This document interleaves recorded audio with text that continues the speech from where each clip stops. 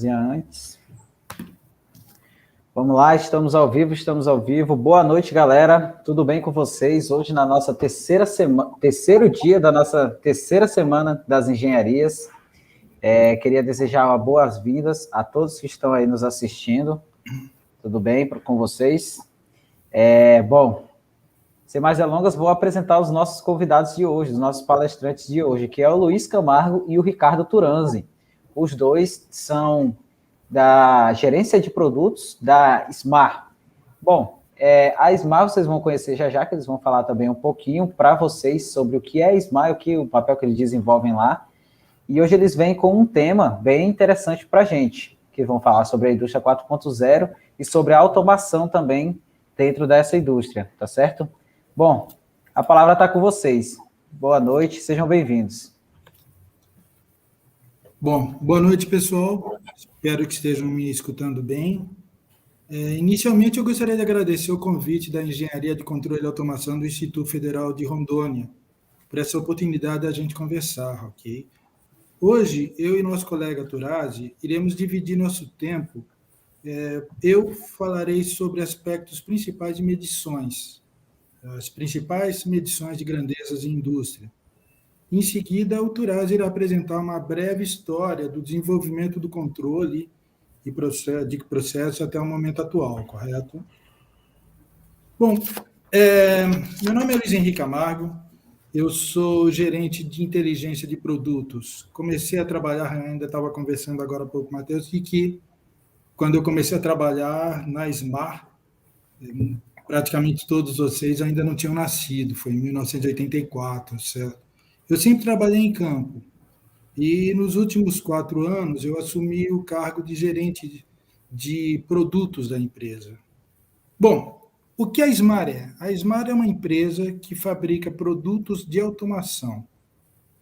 Trabalhamos tanto com medições como com controle, com sistemas, e a minha área de abrangência é a gerência de produto de medições, ok?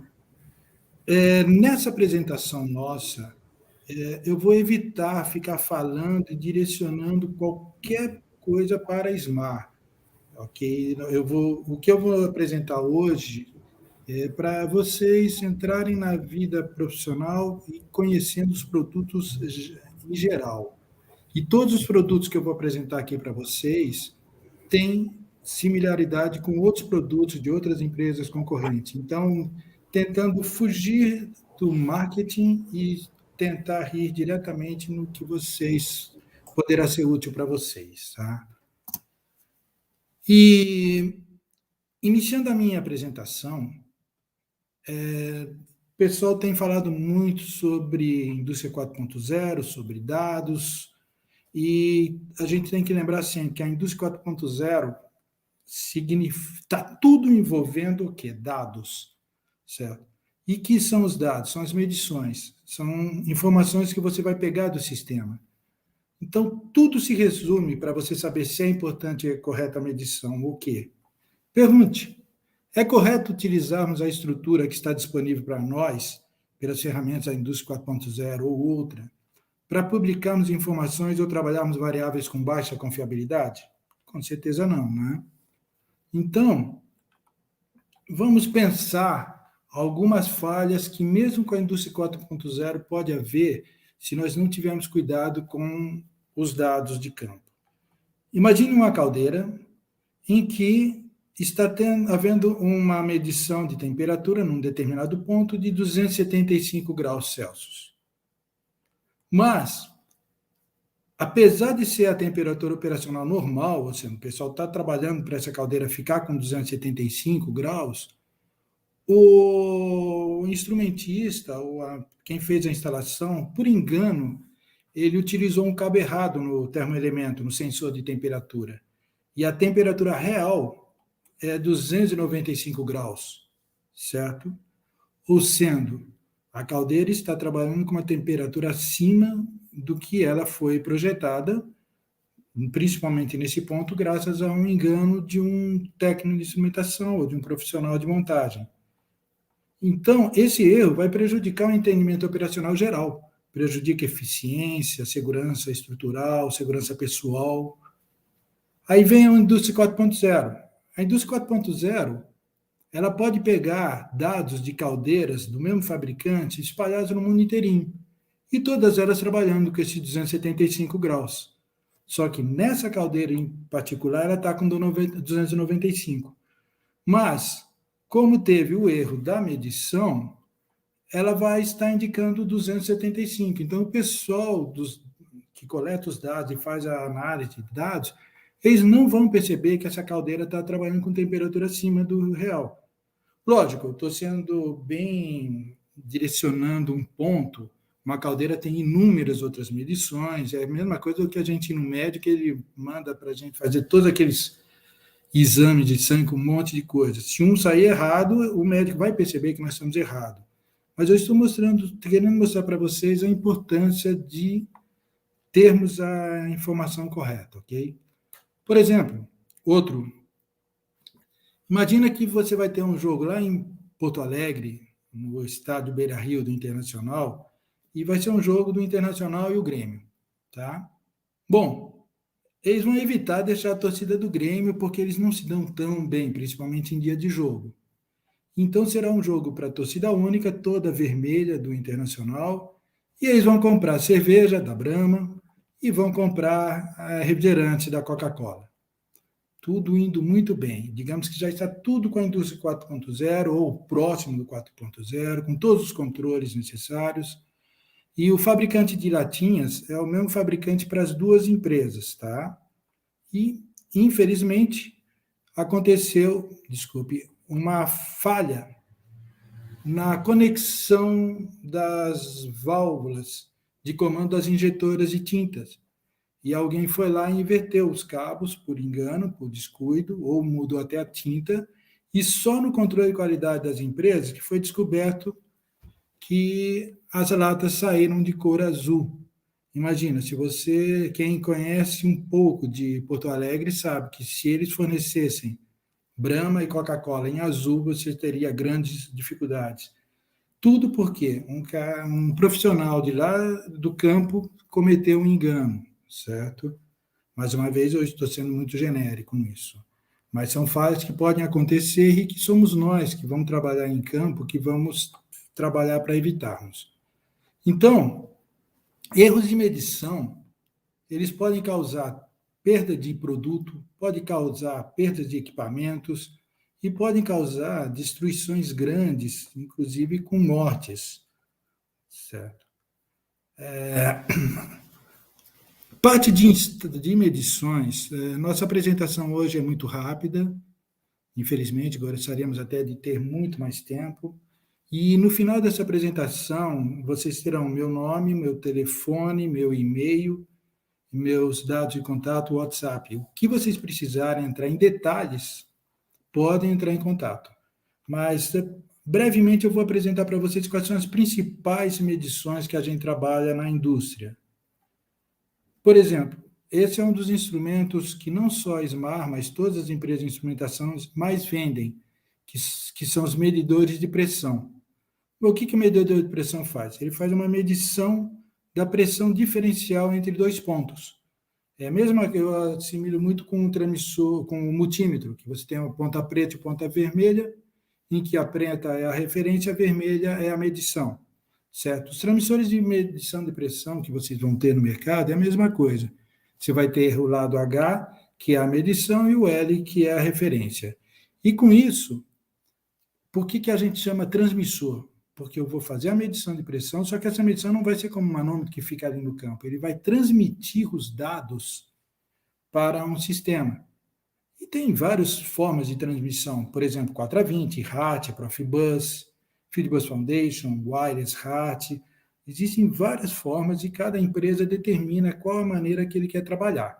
O importante é o seguinte: as medições de pressão, nós podemos cobrir muitas áreas, como pressão manométrica absoluta, diferencial, nível de fluidos, vazão de gases, etc., densidade. Por isso que eu foquei primeiro no transmissor de pressão, tá? Ele cobre praticamente 70% das necessidades de campo. A tecnologia, vamos focar numa das tecnologias mais conhecidas na medição de pressão. Não é apenas SMAR, muitos fabricantes trabalham com o sensor capacitivo. O que o sensor capacitivo é? Ele vai receber a pressão dos dois lados e vai fazer uma alteração no diafragma central de acordo com a pressão. Então, eletronicamente, em um bloco, eu vou ter 2 capacitores, porque eu vou ter uma placa de um lado, outra placa do outro, fixa, e uma placa que aqui na central ela vai se mover da direita para a esquerda ou vice-versa, de acordo com a pressão diferencial que você estiver aplicando. Então, digamos assim, você está com as pressões equilibradas, o diafragma central está centralizado, então você tem a medição de capacitância do lado 2 e do lado 1 igual. Então, você sabe que essa é a pressão, digamos assim, zero de pressão equilibrada, diferença de pressão zero. Se eu aplicar uma pressão maior do que a pressão 2, esse diafragma vai tender para a direita, vai se aproximar dessa placa do capacitor, essa capacitância aumenta e diminui a capacitância do outro lado. Com isso, a gente mede a pressão. As empresas, os produtores de instrumentos de medição de pressão baseados no sensor capacitivo, eles fazem a tratativa das capacitâncias correlacionando com as pressões, ok? Então, basicamente, é assim que funciona a nossa célula. E essa célula, ela é utilizada com diferentes aplicações. Por exemplo, eu posso substituir um manômetro em campo por um equipamento eletrônico que transmite o sinal. Eu simplesmente retiro o manômetro, no mesmo ponto eu fixo esse instrumento. Ele recebe a pressão e a parte superior ele mede a pressão atmosférica, sabendo a diferença e passa para vocês a pressão manométrica. Eu posso medir uma pressão diferencial, tá certo? Como também eu posso lacrar uma dos lados do instrumento e eu colocar vácuo. Colocando vácuo, a minha pressão vai ser em relação ao vácuo, será uma pressão absoluta. Teremos o transmissor inteligente de nível. Então, é um transmissor que a gente chama de nível, porque normalmente ele é fixado embaixo dos tanques.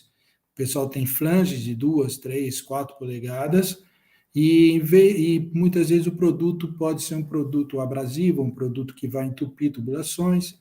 Então, você coloca esse flange diretamente no tanque e esse flange vai transmitir a pressão para o sensor, ok? Então, veja só, medição de pressão.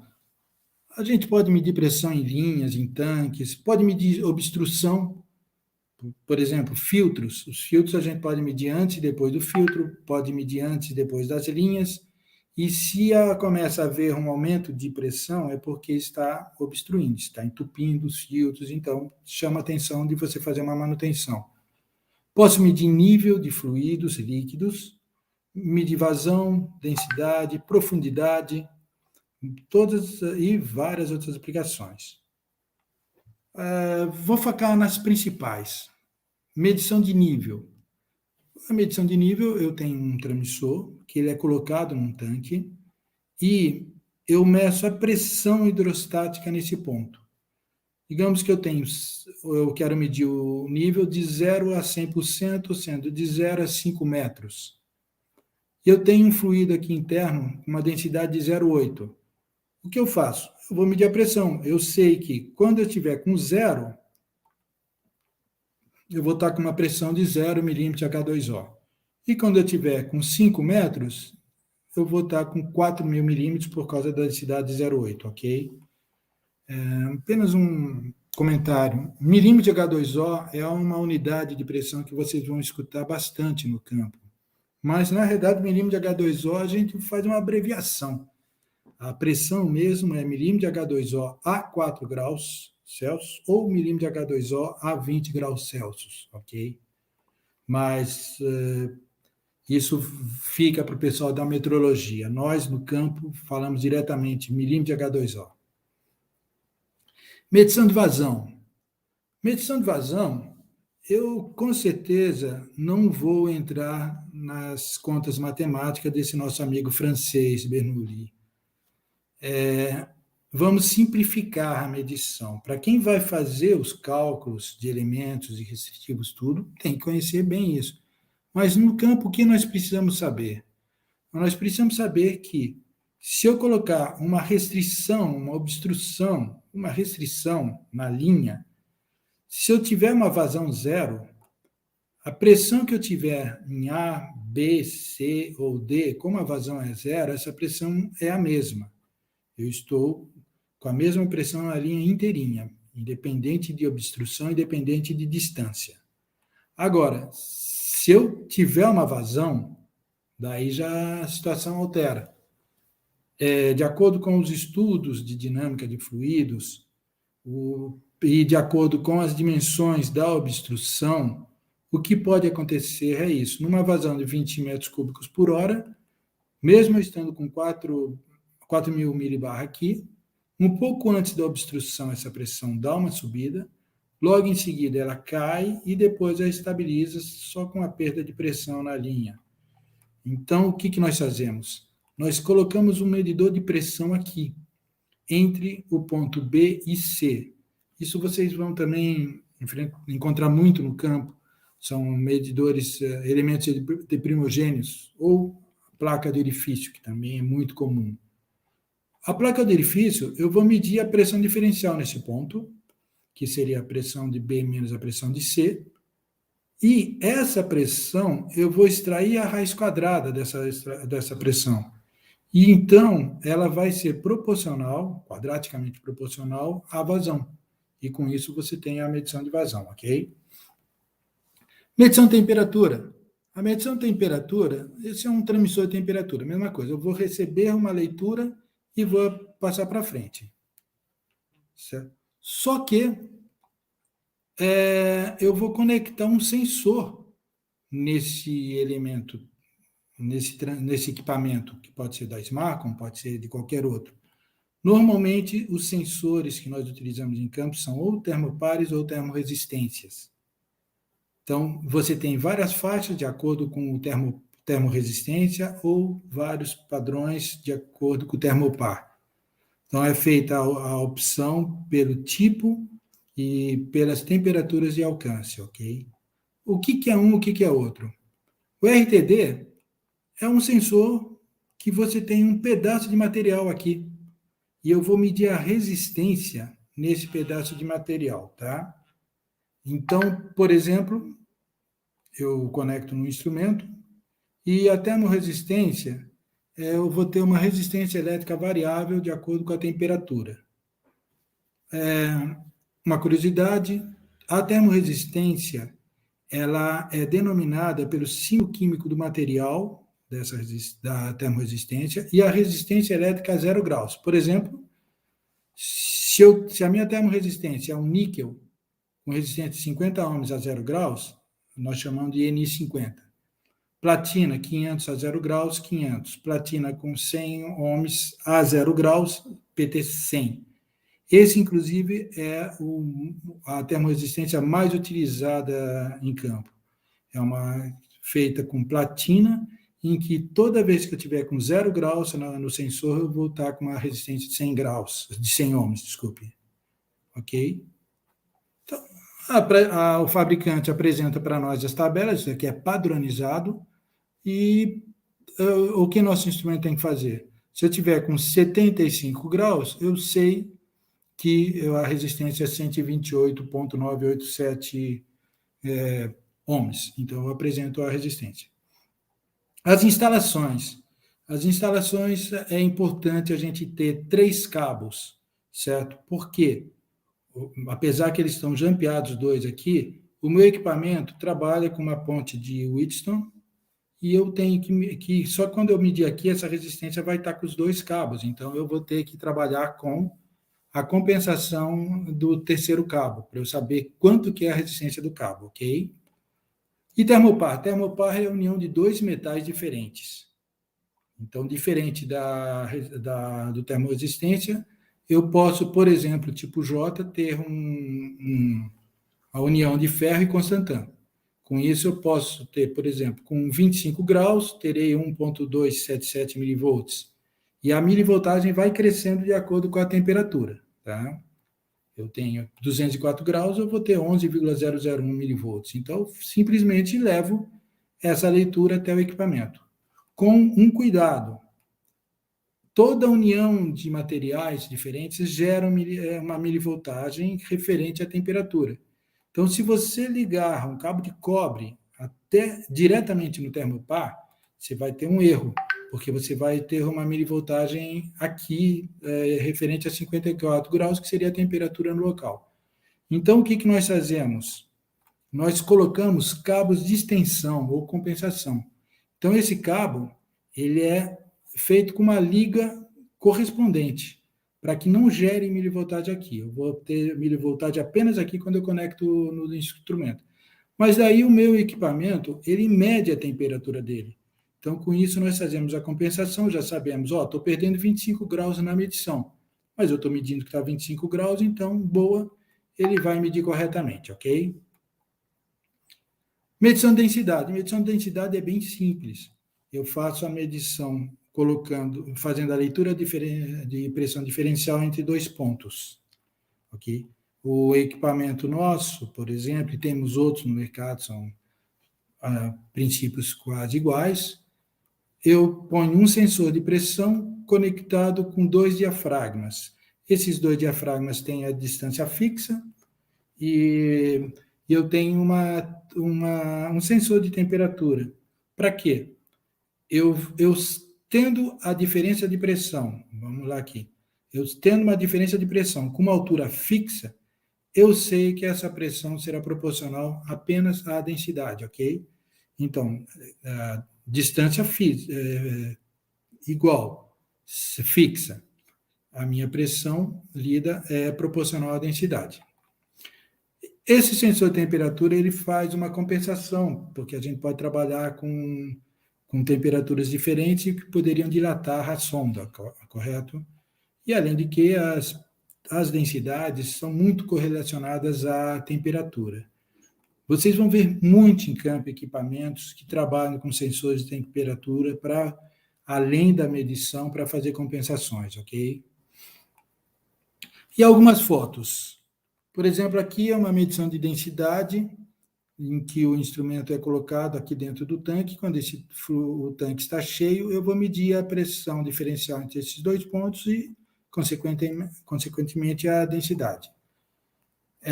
Ele pode estar também instalado do lado externo, com um prolongamento do tanque aqui, mas sempre medindo a diferença de pressão interna no tanque.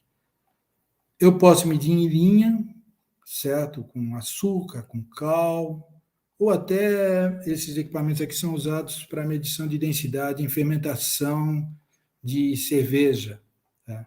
Aliás, depois, quem quiser bater papo sobre produção de cerveja, é um dos meus hobbies, pode entrar em contato diretamente comigo, tá ok? Bom, vamos lá. Essa daqui é uma medição de nível, certo? Eu peguei, por causa do tempo nosso ser curto, eu peguei só poucas fotos, mas essa daqui é uma medição no fundo do tanque. Eu tenho aqui o meu instrumento, que é com o diafragma. O pessoal pode ou não colocar uma válvula aqui, mas para manutenção é importante essa válvula.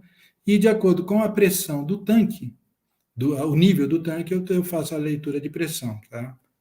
Essa foto eu gosto de mostrar porque o pessoal deve ter noção de medição de pressão. É pressão diferencial, então vai ser a pressão aqui em relação à atmosfera, porque esse tanque, com certeza, é um tanque aberto para a atmosfera. O pessoal às vezes esquece e coloca umas tampinhas aqui. As tampinhas é de transporte de equipamentos, tá? Tanto Smart como qualquer outro instrumento, o pessoal tem essas tampas para proteger durante o transporte. E o pessoal não tira, pode dar erros de medição. Essa é uma medição de pressão de linha, normal, conector aqui na tubulação e você está lendo a pressão. Essa daqui são algumas medições bem interessantes. Eles fazem medição de vazão de petróleo, de óleo, e com placa de orifício. Eles colocam 2 transmissores redundantes, só que um medindo a vazão um pouco mais baixa e outras vazões quando está com uma vazão mais alta. E junto com ele eu tenho uma medição de pressão da linha para fazer compensação, ok? E erros de instalação?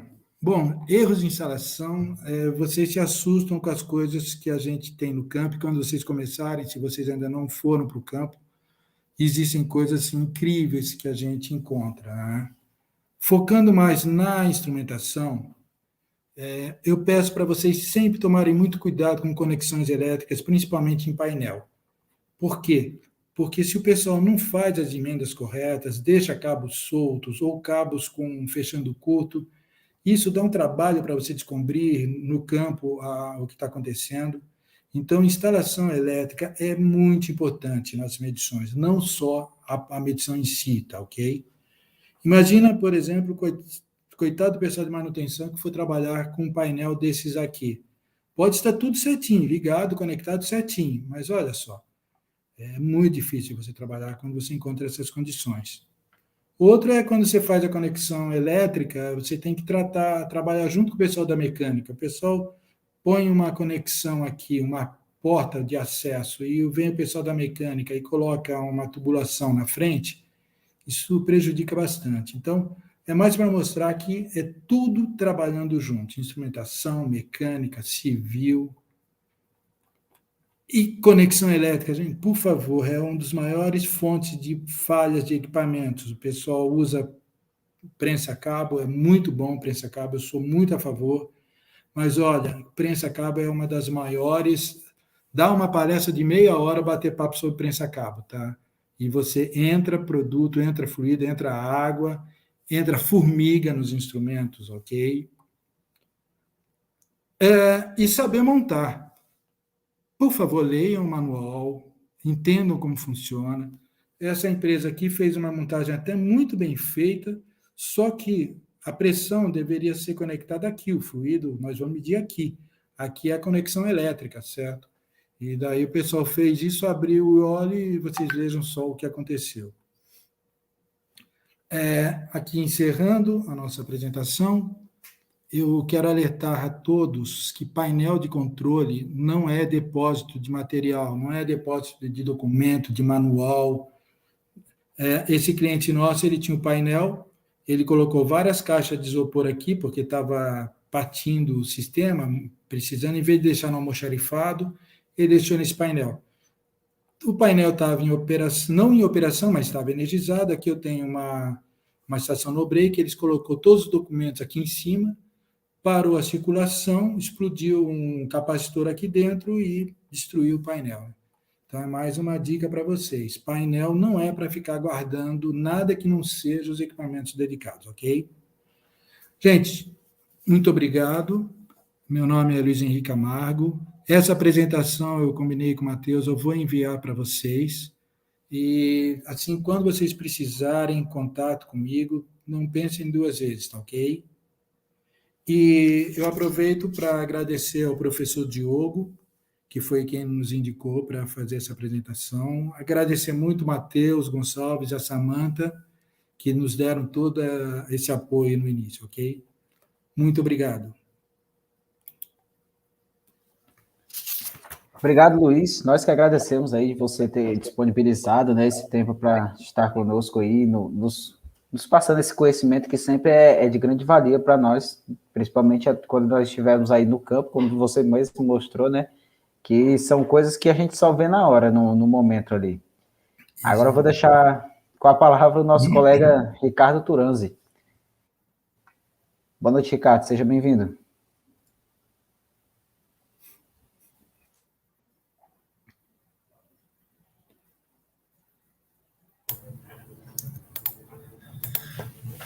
Boa noite, Matheus. Boa noite a todos. Estou compartilhando a tela aqui. É muito interessante a apresentação do Luiz. Aí sempre eu aprendo alguma coisa com as apresentações dele. São sempre muito interessantes. E eu vou continuar aqui a apresentação do dia falando um pouco sobre sistemas, evoluções da tecnologia e algum relacionamento dela com a indústria 4.0. Bom, antes de mais nada, deixa eu me apresentar, né? O meu nome é Ricardo Turazzi, eu também trabalho na Smar.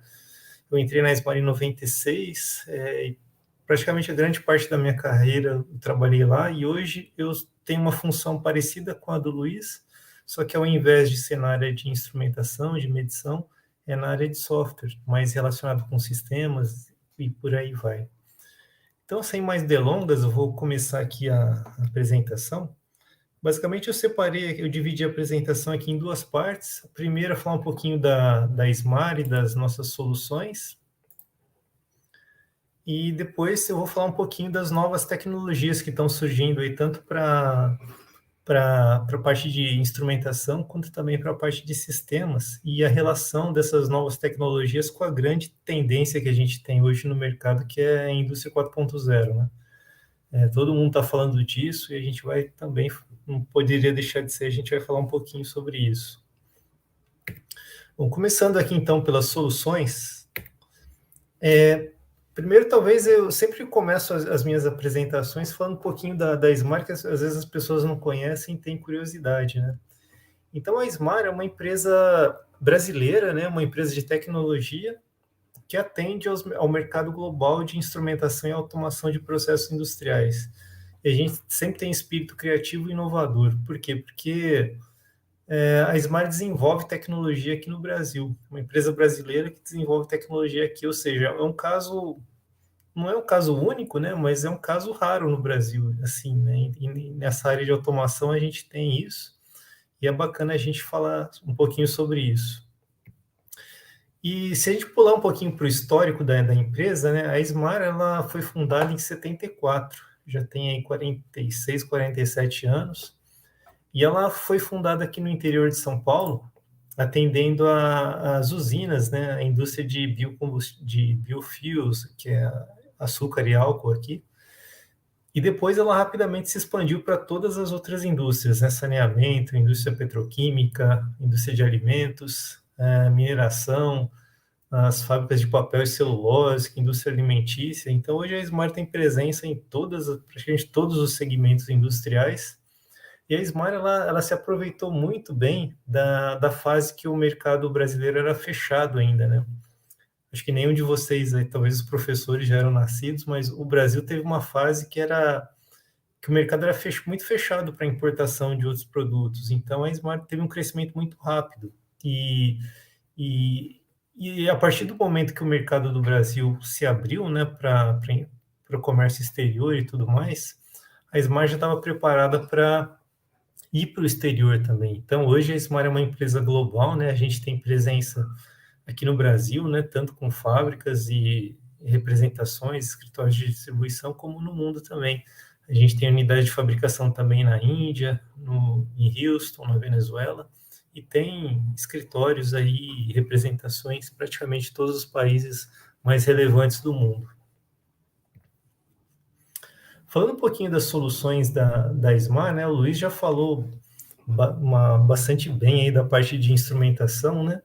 E eu vou falar um pouquinho para vocês que, além de toda a parte de medição aí, de sensores, as medições, pressão, temperatura, vazão, densidade, concentração, que o Luiz já falou, a Smar também tem alguns posicionadores, atuadores, que são elementos finais de controle. A Smar também produz os elementos aí de controle, né, controladores, CLPs, sistema de controle distribuído, a gente vai falar um pouquinho disso. E a Smar também tem todo o software, né, para fazer a configuração dos sistemas, da instrumentação também, dos controladores, para fazer toda a interface com os usuários, né, interface de operação, interface de manutenção, interface de engenharia, conexão com outros sistemas, conexão em nuvem. A gente tem uma solução bem completa. E com essa solução aqui, a Smar consegue fazer todo a instalação de medição, de controle, de supervisão, quer dizer, o sistema de automação e controle inteiro de uma planta. Há 2 semanas atrás, eu estava em um dos nossos clientes que fica lá no polo de Camaçari, na Bahia, e eles têm, a empresa chama Detem, e eles têm já há mais de 20 anos toda a planta inteirinha controlada pelo sistema da Smar, usando esse sistema aqui, que a gente chama de System 302, que é uma plataforma aberta, né? Vocês vão ver que durante a apresentação eu vou falar bastante nisso. A Smart acredita muito no uso de tecnologias e padrões abertos, para que traga benefício aos usuários, que traga uma série de flexibilidades para usar não somente produtos Smart, mas também incorporar produtos de terceiros. A Smart é uma empresa bastante aberta nisso, que a gente vê sinergias aí, tanto do nosso lado, e para os usuários é um benefício tremendo, né?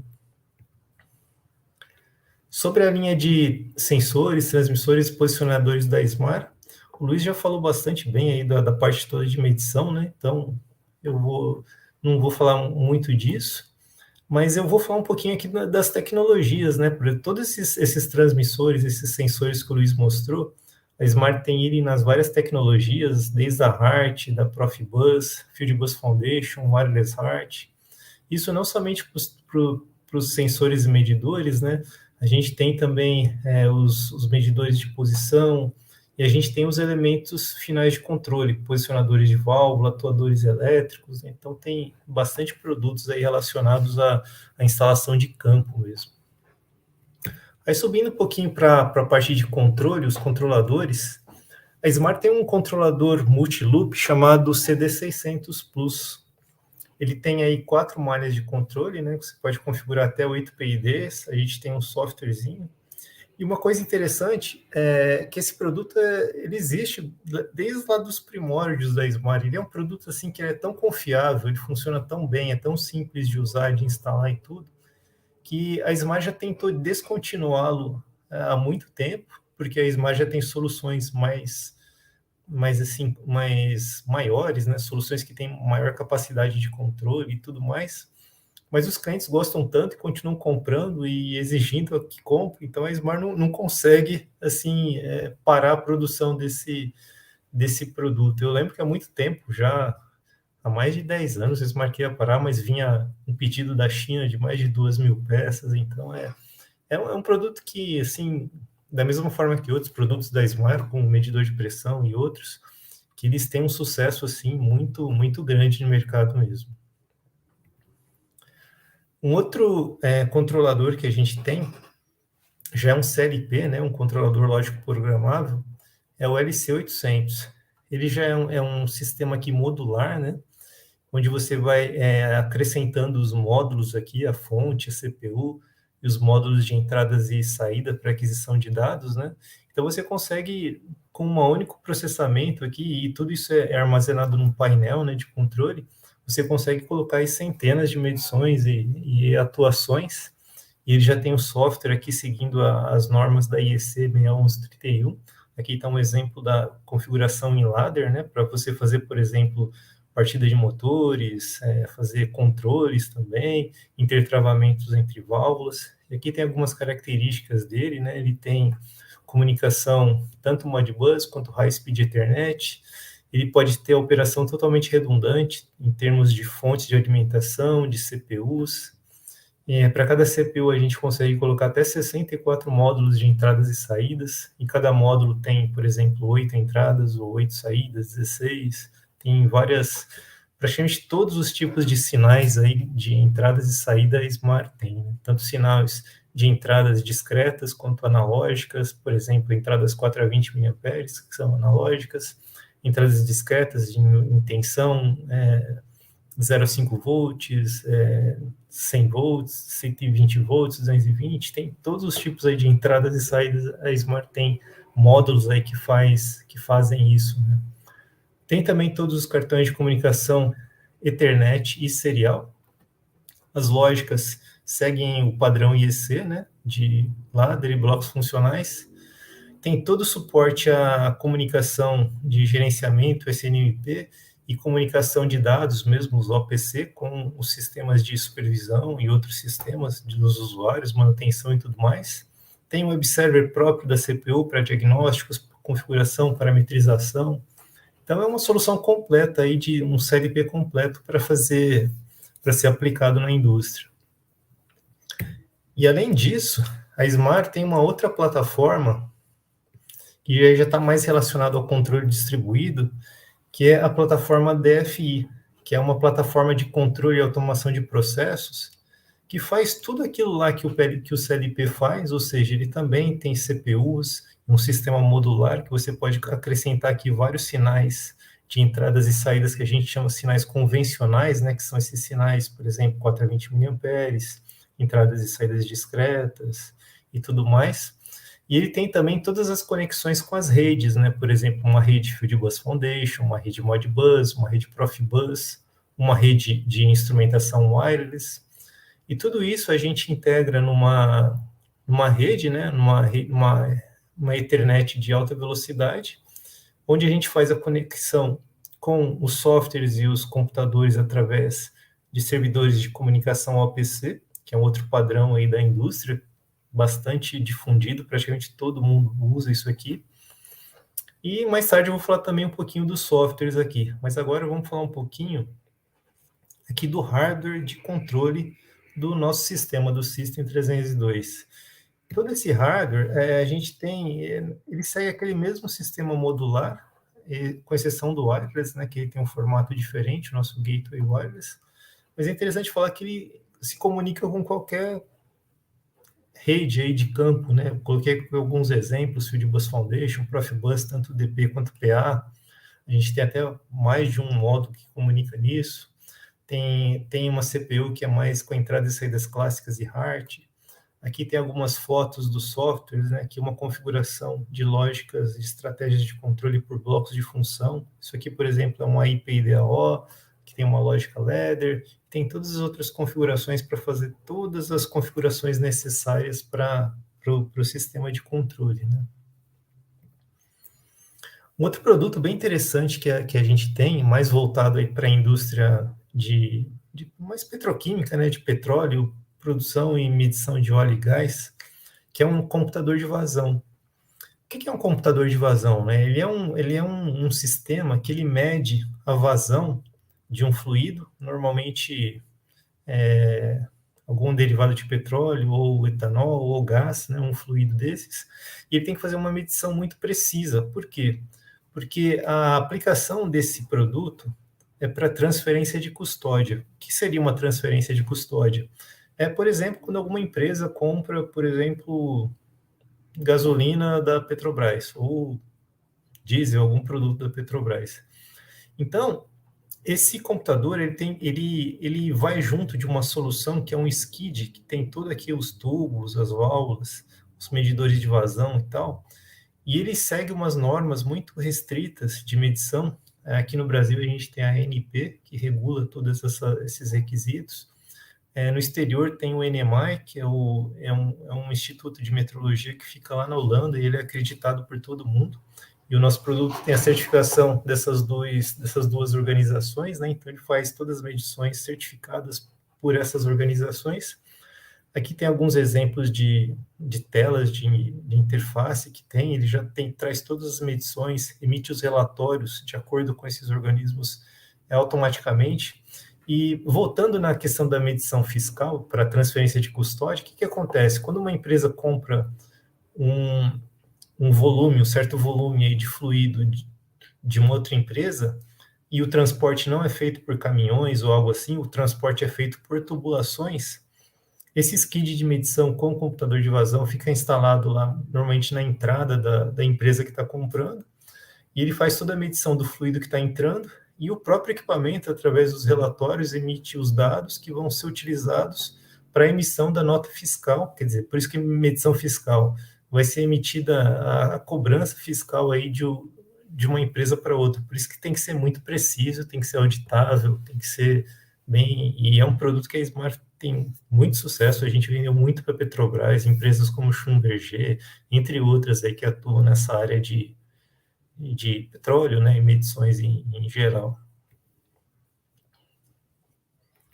Falando um pouquinho aqui dos softwares que a Smart tem, né?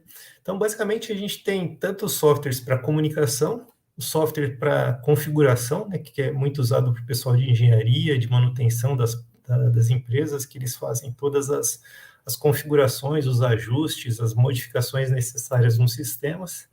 A gente tem todo o software para fazer a supervisão, né, a operação de tudo isso daqui. Então, por exemplo, tem um operador lá numa indústria, ele quer fechar uma válvula, ele quer ajustar um controle com alguns parâmetros diferentes, ele tem toda a interface aqui, ele consegue modificar e visualizar todas aquelas medições que o Luiz comentou, né, que tem que ser feitas de uma maneira muito precisa, ele consegue verificar tudo aqui remotamente e garantir que a operação, a produção esteja nos níveis ótimos.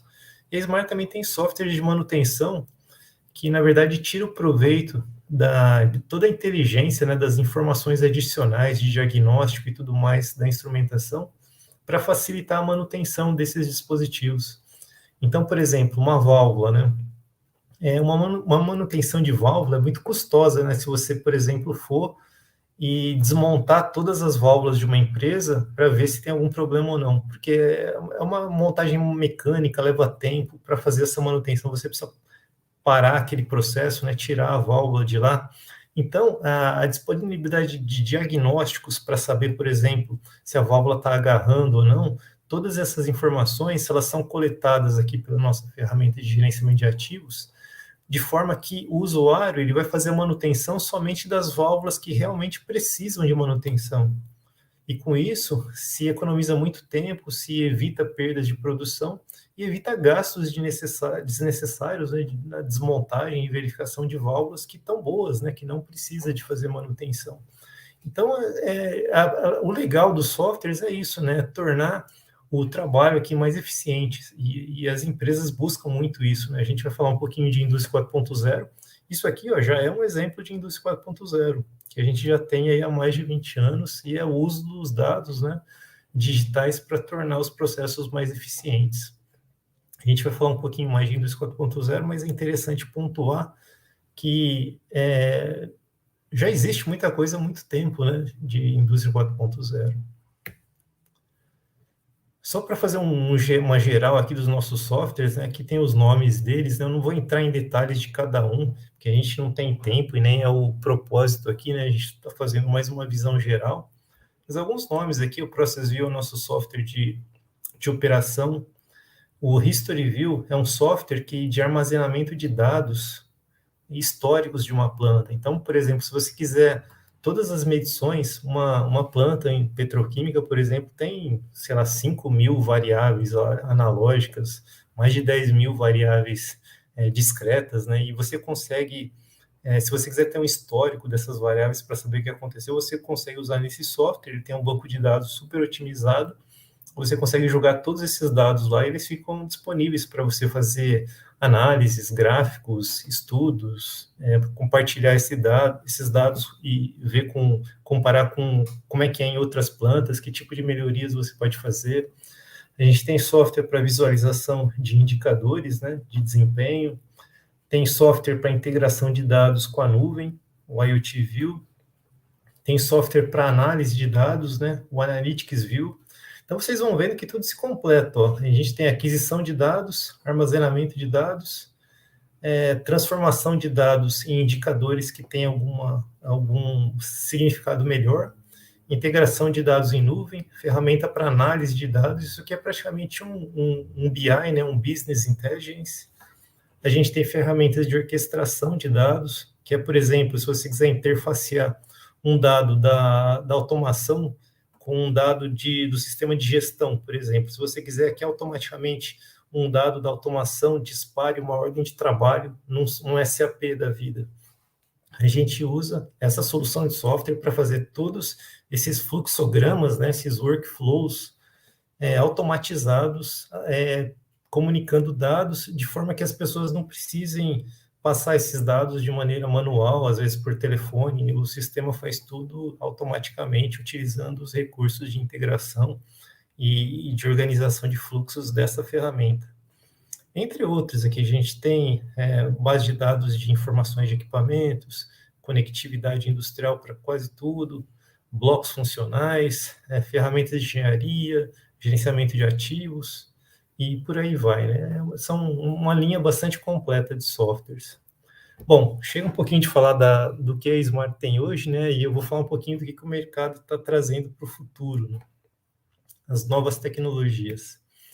A gente já falou um pouquinho aí de indústria 4.0, né? Ou transformação digital. que é a grande tendência que todas as empresas estão em busca hoje para se tornarem mais competitivas. E dentro disso, a gente vê muitas aplicações, muitas discussões, muitas coisas que as empresas estão buscando. E eu trouxe aqui alguns exemplos, por exemplo, a gente vê muitas empresas querendo instalar mais sensores, mais atuadores e ter equipamentos IoT para ter esses dados disponíveis em outras aplicações para tirar algum proveito disso. Com isso, a quantidade de dados disponíveis nas empresas está aumentando, né? Então tem a necessidade de dados históricos, está tendo essa necessidade de extração de dados e integração com o mundo de TI para aplicativos mais avançados, utilizando, por exemplo, inteligência artificial, um machine learning, análise de dados, deep learning, né? Tem muitas tecnologias que estão sendo usadas.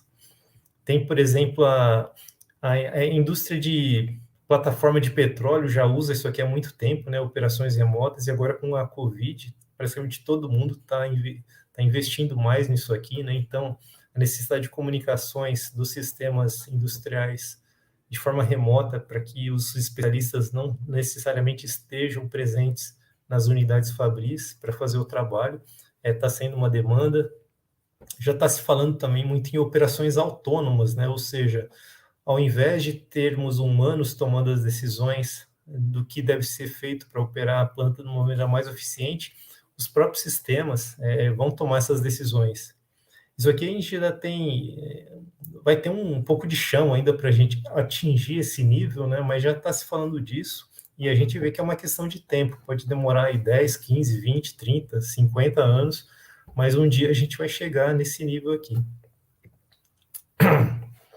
Execução de projetos de forma mais eficiente, né? Ou seja, você ter ferramentas que automatizam a implementação de soluções, os clientes estão buscando isso. Os clientes estão buscando formas de integração e modularização de plantas, né? Integração de unidades pacotes, por exemplo. Eles querem comprar uma caldeira que já vem automatizada e que ela se integre com os outros sistemas da planta de uma maneira muito natural, né? Sem necessidade de grandes esforços. Outra tendência que a gente vê, né, agora com a indústria 4.0, é o aumento de uso de computadores lá no chão de fábrica, né? O que o pessoal chama do edge computing, para fazer as análises lá na fábrica mesmo e já integrar dados com outros sistemas, muitas vezes até com a nuvem. Então, o uso de computadores diretamente nas operações está crescendo. Não sei se vocês já estudaram a pirâmide de automação lá da ISA 95, onde a gente tem os vários níveis, né, desde a instrumentação, os controles, os sistemas de operação e os sistemas de gestão da planta, tem todos os níveis, e as comunicações eram bem assim, de nível para nível, né? E hoje, com a evolução tecnológica, a gente tem muitos sensores que já mandam dados direto para a nuvem, para sistemas de gestão. Então, aquela pirâmide tradicional de automação, ela ainda é importante e funcionalmente ela ainda é muito válida, mas ela está se evoluindo aí de acordo com essas soluções mais centradas em rede. Esses são alguns exemplos que eu trouxe aqui para a gente discutir de indústria 4.0, mas o que eu queria pontuar para vocês é que existem vários outros, né, outras possíveis aplicações praticamente infinitas, mas uma característica que a gente vê bastante forte é que está tendo uma convergência, e muita gente fala até de fusão, né, de tecnologias de TI e TO, está até errado aqui, tecnologia de informação e tecnologia de operação, né, que aqui é mais a nossa área, né, a nossa área de operações, de automação, com uma área de TI que agora, por que tudo isso? Porque as tecnologias de TI, nos últimos 20, 30 anos, evoluíram muito, né, e agora o pessoal está querendo usar essas tecnologias de TI também na operação das plantas para torná-las mais eficientes. E a gente vê que muitas tecnologias que estão surgindo na nossa área, elas estão surgindo também para atender de uma maneira melhor todas essas e outras demandas de indústria 4.0. Então, se a gente pensar, por exemplo, na instrumentação mesmo, né? Esse slide aqui, ele mostra a evolução no tempo, desde lá dos anos 40, né, até os dias de hoje. Esses instrumentos todos que a gente viu aí, que o Luiz explicou para a gente, eles surgiram lá nos anos 40, eles eram todos pneumáticos, né, ou seja, a comunicação deles com os outros elementos dos sistemas era um sinal aí de pressão. Tinha um tubinho ali que mandava um sinal de 3 a 15 PSIs, existia também de 3 a 27 PSIs, né? Estou dando aqui só alguns exemplos. Depois foi evoluindo, surgiu já os instrumentos elétricos, né, com sinais analógicos, 1 a 5 volts, 10 a 50 volts, 4 a 20 miliamperes. Isso foi evoluindo. Os protocolos de comunicação digital, o primeiro foi o HART, aí, né, o primeiro de grande sucesso, existe até hoje, surgiu lá nos anos 80. Depois surgiram as redes, né, os Field Buses, que eram as comunicações 100% digital, o Field Bus Foundation, Profibus PA, DP, Wireless HART.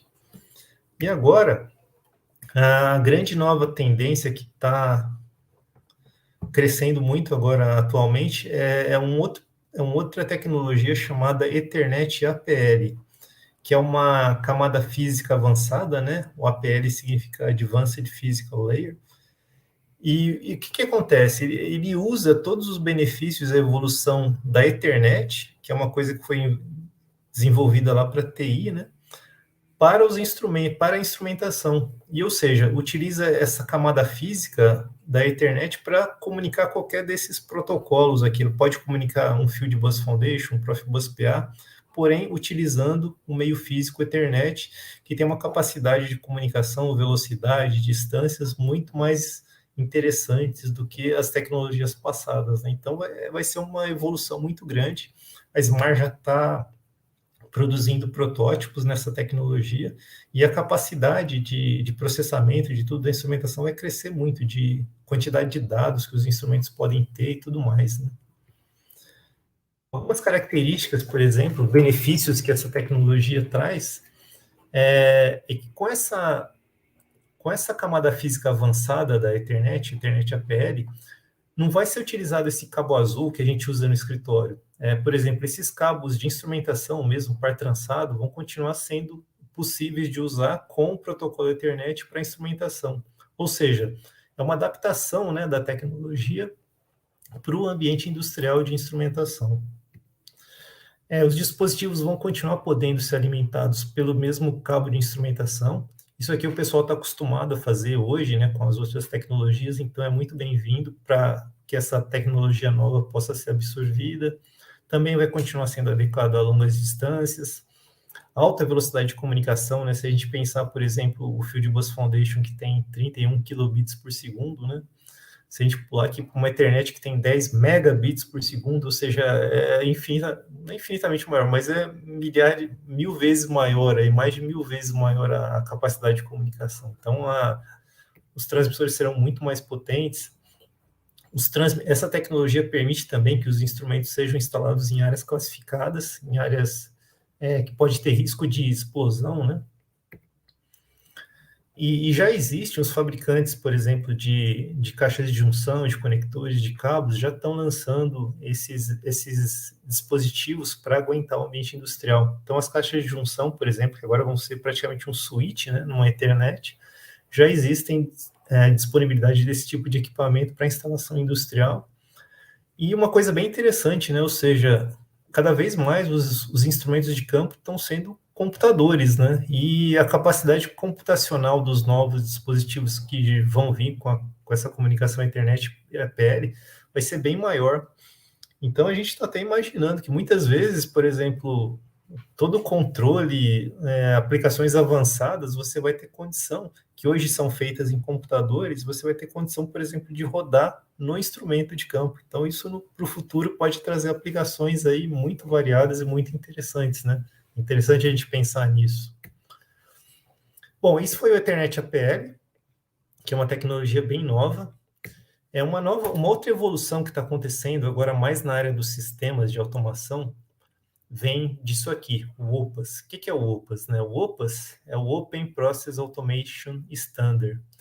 É uma norma de automação de processos aberta que ela está fazendo o quê? Ela está pegando todas as normas, as melhores práticas, as normas existentes já de automação, e estão reunindo numa norma só. Ou seja, é uma norma de normas, né? Uma norma de outras normas. E de onde surgiu isso daí? Essa norma está sendo discutida num fórum que chama OPAF, Open Process Automation Forum. E esse fórum é um dos fóruns de discussão do Open Group. Esse Open Group é um consórcio de mais de 670, quase 700 empresas aqui, que está presente em mais de 40 países. Eu deixei até o link aqui, caso vocês queiram pesquisar alguma coisa. E, basicamente, eles discutem evolução de tecnologias para tecnologias abertas, né, em várias áreas. E para a área de automação de processos, foi criado esse fórum OPAF, que tem várias empresas da nossa área e várias outras empresas também que a gente vai falar. E foi uma iniciativa de uma empresa muito grande da área de petróleo que se chama ExxonMobil. Essa empresa teve essa iniciativa e eles viram, né, que toda essa tendência da indústria 4.0, que eles estavam buscando as empresas todas estão buscando essa evolução, novas aplicações que as tornem mais competitivas, e eles perceberam essa necessidade de uma evolução da automação para atender melhor essas demandas da indústria 4.0. Por isso que eles começaram a discutir esses requerimentos em 2010, e eles apresentaram, acho que em 2014, 2015, num evento da ARC Research. Isso causou um interesse tremendo em várias outras indústrias, e aí foi criado em 2016 o fórum, e hoje já está se discutindo a versão 3 dessa norma do OPAS. Então, é uma norma que já existe, e é um padrão dos padrões aí para tecnologias de sistemas abertos. Esse aqui, ó, o OPAF, esse fórum de discussão já tem 125 empresas, que em fevereiro de 2001 talvez tenha mudado alguma coisa. A Smar com certeza faz parte, vários outros nomes aí de automação, ABB, Siemens, várias outras empresas fazem parte também. Muitos usuários finais, né, como a Shell, além da ExxonMobil, várias outras empresas usuárias fazem parte. E tem também muitas empresas que vocês vão ver aqui da área de TI, ó, uma Intel, uma AspenTech, uma Cplane, várias empresas da área de TI também. Ou seja, isso aqui já é um retrato daquela convergência de TI e TO, né? Toda essa junção de fornecedores de automação, fornecedores de soluções de TI e usuários finais. E como é que é esse OPAS, né? Como é que é a arquitetura desse sistema? O interessante é que vocês vão ver que é muito parecida com aquela arquitetura que eu mostrei anteriormente, que mostrava todas as soluções da Smart, com os sensores, com os sistemas e os softwares, né? Aqui é basicamente a mesma coisa, ou seja, a arquitetura que a Smart usa há mais de 20 anos aí, está provando aí que a gente estava na direção correta, né? Por quê? Porque o que tem de mais moderno que está sendo lançado agora segue praticamente a mesma arquitetura que a Smart tinha. E, basicamente, eu não vou também entrar em todos os detalhes aqui, só vou falar de alguns elementos principais. Aqui é importante comentar na legenda aqui que tudo que está amarelinho aqui são componentes em conformidades com o padrão OPAS, né?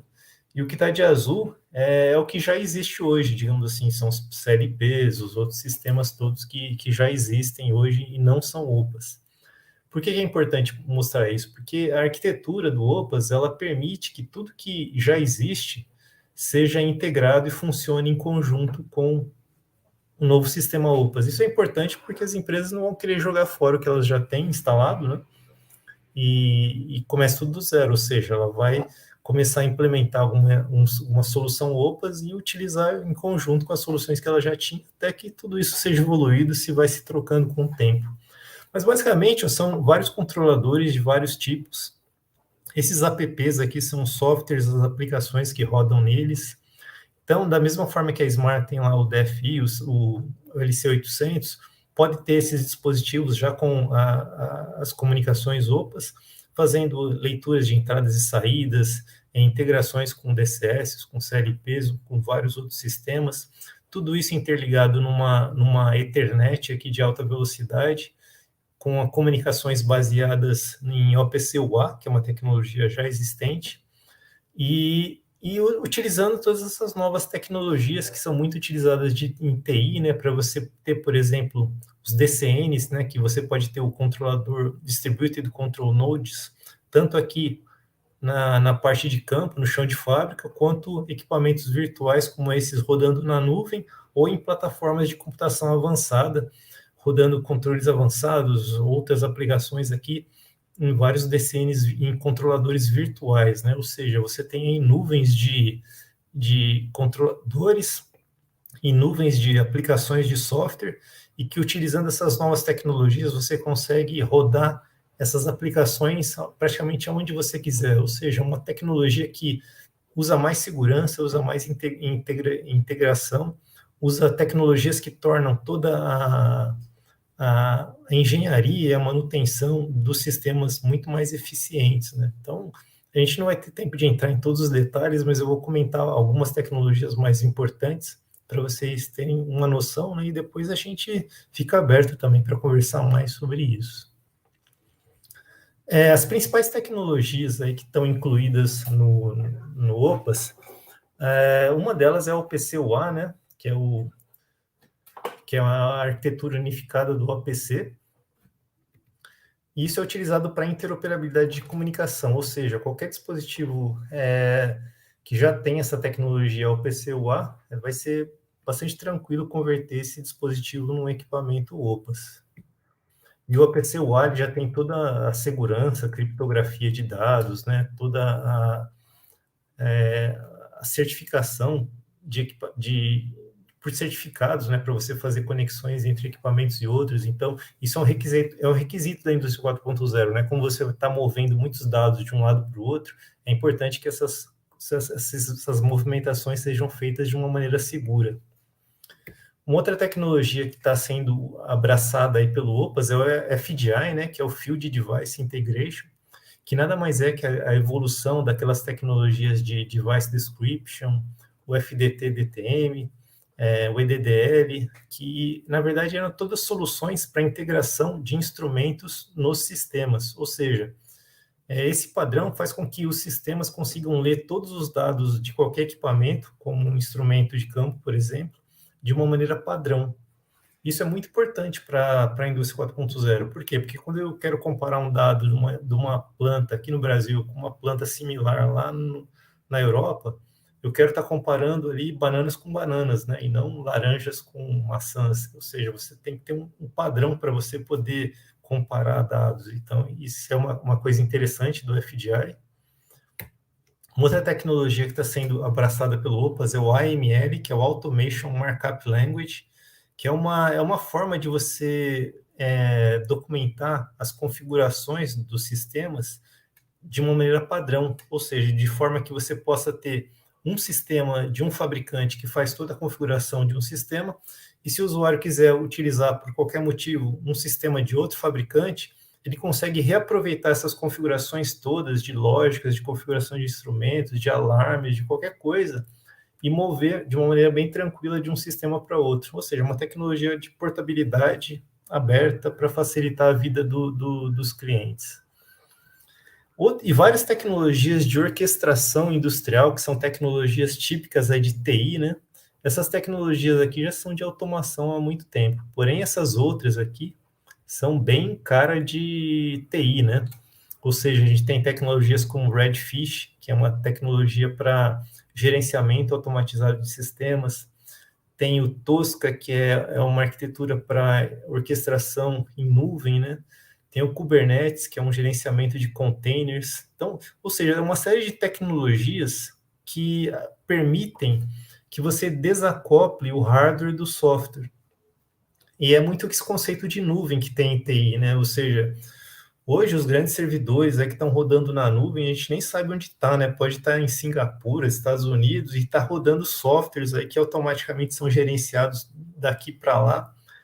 Num resumo muito simplista, assim, é isso que está acontecendo agora com o OPAS também. Ou seja, no OPAS, os usuários finais vão poder, por exemplo, comprar hardware de um fornecedor, software de outro, ferramenta de engenharia de outro, e usar tudo isso da mesma forma, porque ele tem toda essa flexibilidade, ou seja, o hardware está completamente desacoplado de software, você pode ter nuvens de controladores e computadores na sua planta, e você vai ter as suas nuvens de softwares, por exemplo, controles PIDs, lógicas ladder, aplicações de IHM, né, interface homem-máquina, e você vai conseguir rodar todos esses pedaços de software em qualquer hardware que seja compatível, ou seja, você tem nuvens de software, nuvem de hardware, e você combina ela e você tem todos esses softwares para tornar essa combinação mais eficiente e gerenciada de uma maneira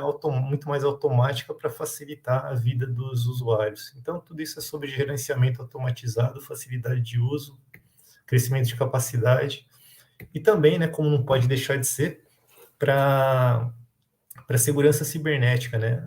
O OPAS adotou essa norma aqui internacional de segurança, que ela pega a segurança de todo o ciclo de vida, não somente a segurança dos produtos, mas também os procedimentos de trabalho, de engenharia, operações, manutenção.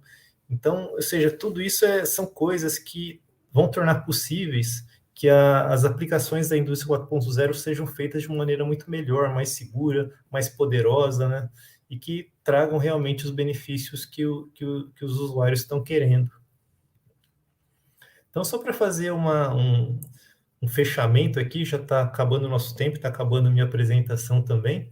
Isso aqui são aquelas mesmas aplicações que eu falei da indústria 4.0, um pouquinho antes, e eu vou fazer uma relação aqui com as tecnologias que a gente falou aí, algumas principais tecnologias do OPAS. Eu não pus o OPC aqui, mas o OPC não está aqui, desculpa, está tudo aqui. Ou seja, são todas tecnologias que têm impactos em qualquer aplicação que a gente pensar de indústria 4.0. O Internet APL traz uma capacidade, uma velocidade muito maior de comunicação de todos os instrumentos, né? E não só quantidade de dados, mas também velocidade de comunicação. Então, como a gente tem muito mais dados, é muito bem-vindo, né? O FDI, padronização de dados, segurança cibernética, né? Nossos dados estão movendo para todo lado, então isso tem que ser feito de maneira segura. O PCUA, comunicação eficiente, robusta, segura também.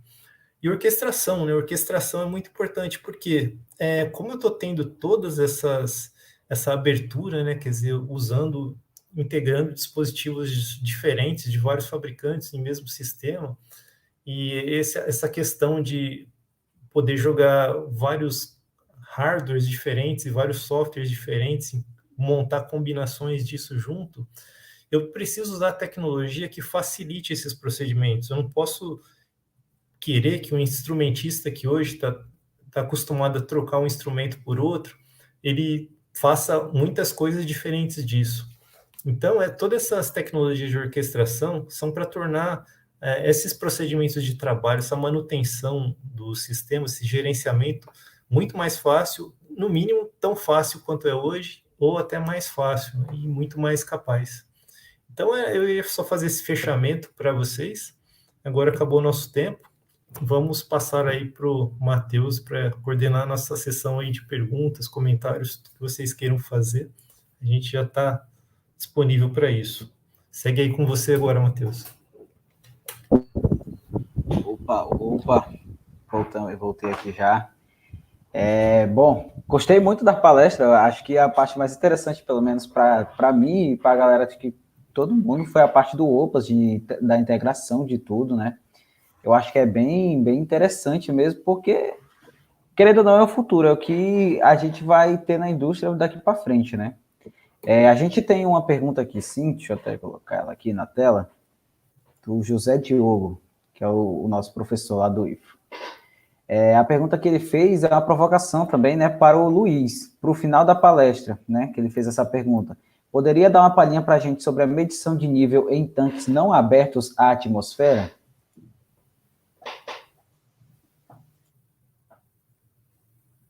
Luiz, o seu microfone está desativado.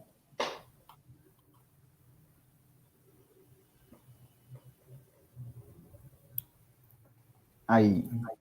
Desculpe, isso daí é coisa de idade, entende? O pessoal mais velho sofre com essas tecnologias. Mas, aproveitar, eu devo estar agora compartilhando a minha tela, correto? Então,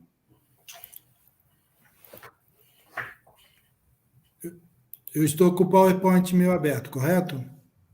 Correto. Isso, está aparecendo aqui já. Isso. É o seguinte, rapidamente eu vou usar uma apresentação aqui com algumas informações. E eu vou te mandar também um vídeo que eu fiz explicando mais detalhes sobre medição de nível, tá? Mas medição de nível, o que é? Eu não vou nem colocar na módulo de apresentação. Você tem aqui uma pressão que você vai medir. Na realidade, o que você mede? A pressão diferencial desse ponto para a parte superior do tanque, correto? Então, se você tem um tanque aberto para a atmosfera, eu não preciso levar um tubo para trazer a pressão do tanque até aqui, já que a atmosfera próprio ar está trazendo a pressão de referência. Então, devemos sempre ter em mente aquela similaridade do multímetro, a ponteira vermelha e a preta. Medição de pressão, de nível. A vermelha, que é o lado alta, é onde você quer medir, e a preta você vai medir a referência.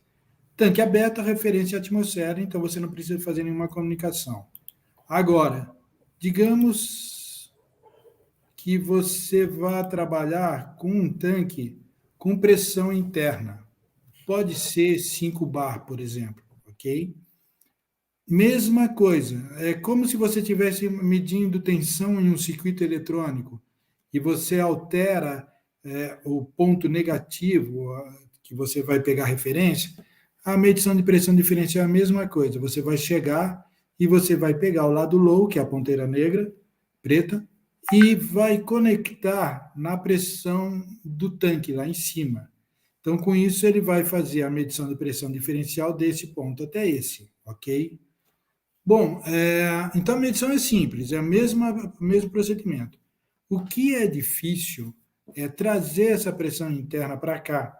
Por quê? Você vai ter que fazer uma opção, se você trabalhar com linha de impulso seca ou molhada. Nesse caso, se você tem um gás aqui em cima seco, ótimo, você pode fazer essa conexão direta e ele vai manter seco, então você não vai ter problemas. Se você começa a ter, por exemplo, um condensado de vapor, o vapor, você vai fazer a medição exatamente igual, mas o vapor vai começar a condensar. Então, você não vai poder usar uma linha seca, você vai ter que usar uma linha molhada, que nós chamamos de linha molhada, tomada molhada, tá ok? Então, o que nós fazemos? Colocamos essa linha completa com água, porque é o vapor, o condensado do vapor. Aqui em cima tem, muitas vezes o pessoal utiliza o que a gente chama de pote de condensado. Esse pote condensado fica aqui para quê? Imagina que alguém vem, e eu já enfrentei isso, que o cara vem aqui e resolve lavar a mão aqui com essa coluna de água, tá? Daí ele descobre que não deveria, fecha rapidinho, só que ele perde a selagem, que a gente chama. Então, se você põe, se você perder 1 litro de água aqui, ou um vazamento, alguém que abriu sem querer, ou mesmo um instrumentista foi lá e abriu para poder drenar um pouco esse líquido, se você perder 1 litro numa tubulação de 3/8, ou 1/4, você pode perder 1 metro nessa coluna, e daí você vai ter um erro de 1 metro na medição. Agora, se você tem um pote de condensado, 1 litro que caia vai perder alguns centímetros só. Então, você vai medir corretamente. E isso daqui vale a pena a gente até conversar outro dia, quem quiser, a gente pode chamar, fazer uma reunião e conversar melhor. Mas uma dica, tem muitos lugares que o pessoal não sabe se coloca seco ou porque há condensados. Então, o pessoal, se não é indústria que possa haver contaminação do fluido, o pessoal enche de glicerina. Tá? Quando você enche de glicerina, a glicerina tem uma densidade muito alta. Então, mesmo que você poderia colocar glicerina até aqui mesmo. Tá? Então, você enche de glicerina, o calor não vai ser suficiente para vaporizar a glicerina, então ela vai ficar constante aqui. Lógico, você não vai poder drenar, mas é uma maneira de você manter uma coluna direta. Então, a dica para tanques pressurizados, a opção, o que você vai encher, se você vai encher de ar, ou vai encher de água, ou de algum outro fluido, depende do processo. Não somos nós ajudamos com a nossa experiência, mas vocês têm que analisar o processo de vocês. O que é mandatório? Se for líquido, sempre líquido. Se for seco, sempre seco. Tá ok? Show de bola, Luiz. Muito obrigado. Acho que a dúvida foi sanada aí. Agora a gente tem uma pergunta aqui para o Turanzi, do professor novamente. Turanzi, quais você vê que sejam as qualificações essenciais ou adicionais, né, para os profissionais que vão precisar surfar nessa crista da indústria 4.0?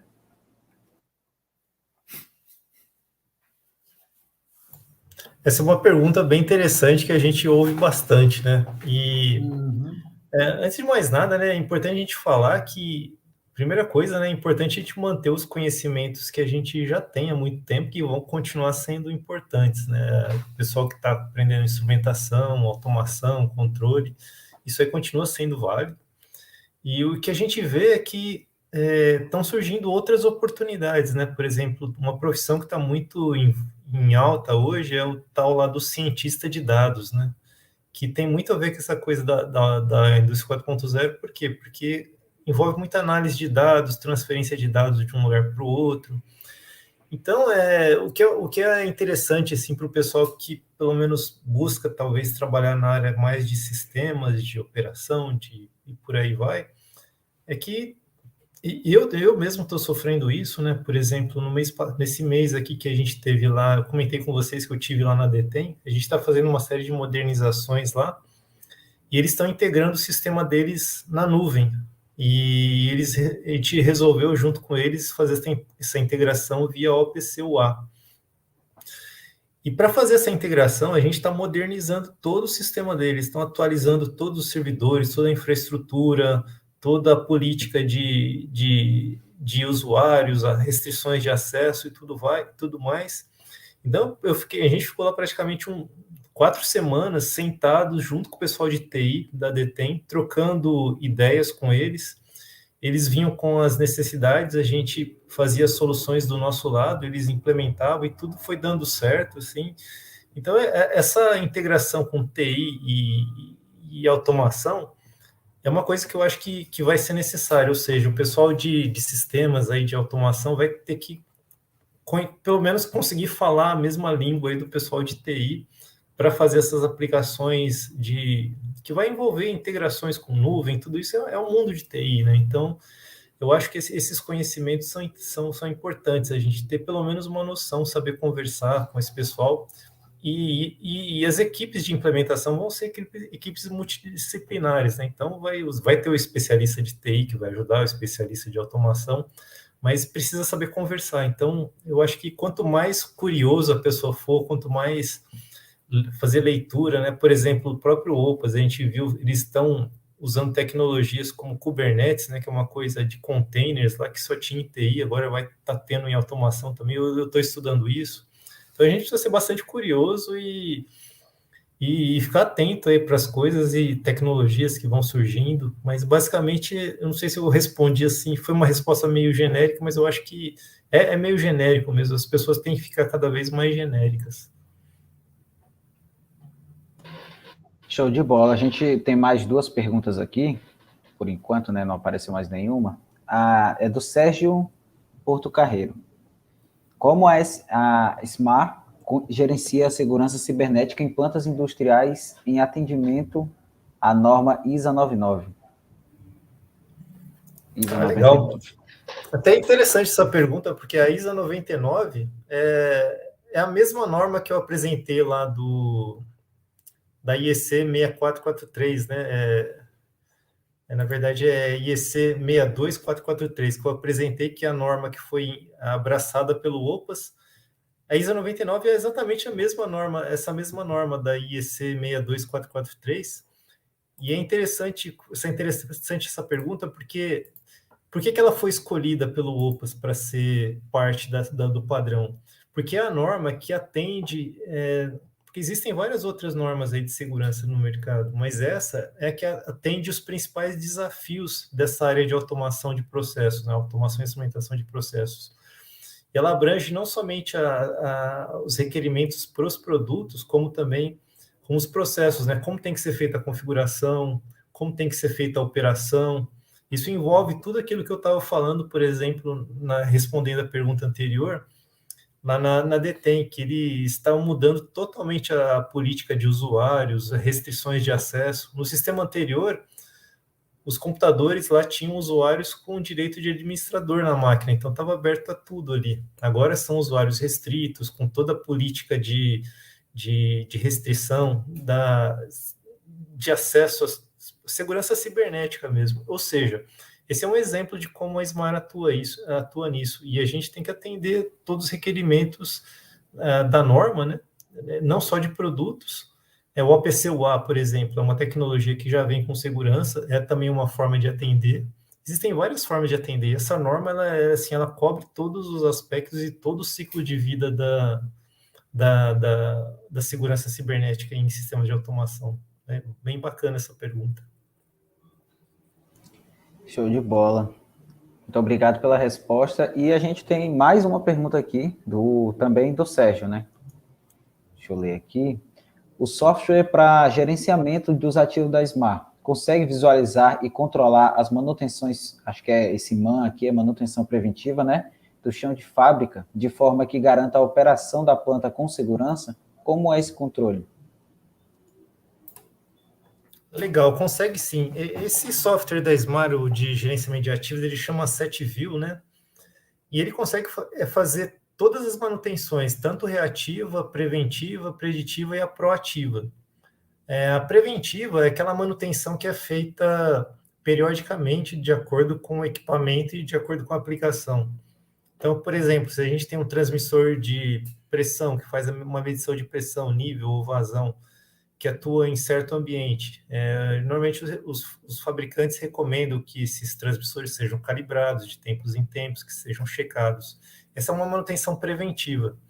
Essa manutenção preventiva, você consegue programar ela dentro da nossa ferramenta do AssetView. Então, você consegue selecionar todos os instrumentos daquele tipo, por exemplo, e programar lá, fazer um cronograma mesmo de manutenção, que a cada 6 meses esses equipamentos precisam ser calibrados ou feita alguma outra manipulação deles. E a ferramenta já avisa o time de instrumentação para fazer isso, exatamente o tag que precisa, e esse aviso pode ser feito, por exemplo, por e-mail, por uma mensagem, ou por um alerta que aparece lá no sistema. É possível, utilizando outros softwares, integrar esse tipo de informação com outros sistemas de manutenção. Então, ele consegue sim. Esse é um exemplo, né, no caso de manutenção preventiva. No caso de manutenção reativa, por exemplo, falhou um sensor de temperatura. O software detecta isso, já avisa também o pessoal de manutenção, falhou o PT100 lá do transmissor de temperatura, o TT1234. Isso é uma manutenção reativa. A manutenção proativa, por exemplo, é atuar antes que a falha ocorra, né? Se você tem um posicionador de válvulas, o software lá fica monitorando, por exemplo, a pressão necessária para movimentar a válvula. Se essa pressão do posicionador pneumático está sendo muito elevada, ou seja, é um sinal que a válvula pode estar agarrando, pode estar sendo obstruída. Então, a partir disso, você gera um diagnóstico para que seja feita uma manutenção antes que falha, uma manutenção proativa. Então, são vários cenários aí de manutenção que a ferramenta consegue atuar. Pergunta muito boa também. Sérgio está mandando só as perguntas boas aí para a gente. Bom, pelo que eu estou vendo aqui, não temos mais nenhuma pergunta. No mais, acho que é isso. Agradecer, né, a participação e a disponibilidade de vocês por estarem aqui hoje, compartilhando o conhecimento de vocês, né?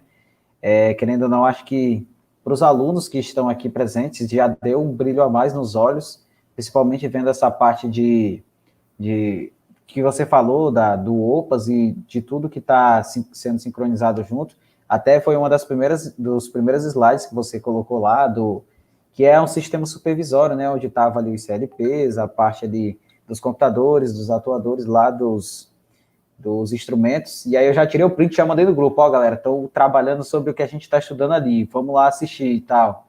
E é bem interessante ver isso na prática e como que é aplicado dentro das empresas, né? A galera está agradecendo aqui, o professor José Diogo, o Sérgio também está agradecendo, a Milosevic, acho que é assim que pronuncia. E é isso, gente. Quero agradecer a vocês, agradecer a todos que estão na palestra aqui até agora. Vocês querem dar uma palavrinha final? Ricardo e Luiz. Deixa para o Ricardo, ele fala muito melhor. Ô, Luiz, que isso? O Luiz sempre fala melhor, mas é só agradecer, viu, Matheus? Você, o professor Diogo, toda a equipe aí do Instituto Federal. Foi até interessante, né? No ano passado eu fiz uma outra palestra para o Instituto Federal de Goiás, acho que era lá de Intubiara. Já é a minha segunda palestra aqui. Para a gente é um prazer, né, Luiz? A gente estava até comentando outro dia que fazer apresentações assim para faculdades, universidades, instituições de ensino dá muito prazer para a gente, porque a gente já foi aluno, né? A gente gosta de dar esse retorno de alguma forma para a sociedade. Então, muito obrigado a todos vocês. Show, muito obrigado. Então, gente, a gente fica por aqui. A nossa próxima palestra começa daqui a 15 minutos, exatamente, às 8h15, tá certo? Com um convidado também muito especial. E é isso, agradeço vocês pela participação. Tenham todos uma boa noite. Muito obrigado.